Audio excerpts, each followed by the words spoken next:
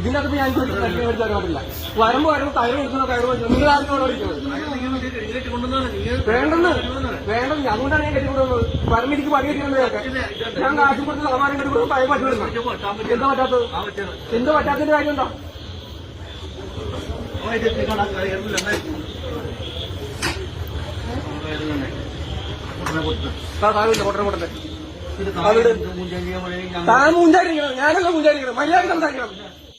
അതെ, ചില KSRTCയിലുള്ള വ്യക്തികൾക്ക് ഉദ്യോഗസ്ഥന്മാർക്ക് ഭയങ്കര ചാടയാണ്.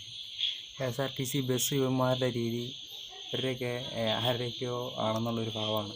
ഒരു പാഴ്സലിൽ ഒരു കയറ് പൊട്ടിച്ചതിനാണ് ആ പുള്ളി കിടന്ന് കയറ് കെട്ടിയതിനാണ് ആ പുള്ളി കിടന്ന് കുരയ്ക്കുന്നത്. അത് നിങ്ങൾ അന്വേഷിക്കേണ്ടതല്ല. ആവശ്യമുള്ള കയറും ബലവും കെട്ടി വെച്ച് സീല് വെച്ച് കെട്ടിയിട്ടാണ് പോകുന്നത്. അപ്പോൾ കൂടുതലുള്ള കയറ് കെട്ടിയാലോ KSRTC കയറ്റു എന്നൊക്കെ ഉള്ള പറയാൻ പാഴ്സൽ കയറ്റു എന്ന് പറയാൻ ഇയാളാരാ?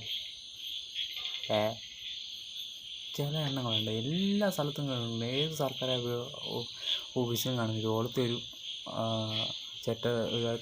ഒരു അഹങ്കാരം പിടിച്ച മനുഷ്യന്മാർ.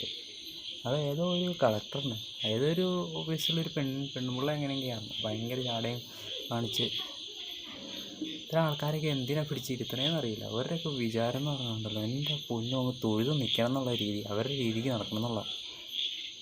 ഇത്തരം ആൾക്കാരെ എന്തിനിങ്ങനെ സഹിച്ച് ഈ സർവീസിലൊക്കെ പോയിട്ട് ഇരുത്തണം? കഷ്ടം.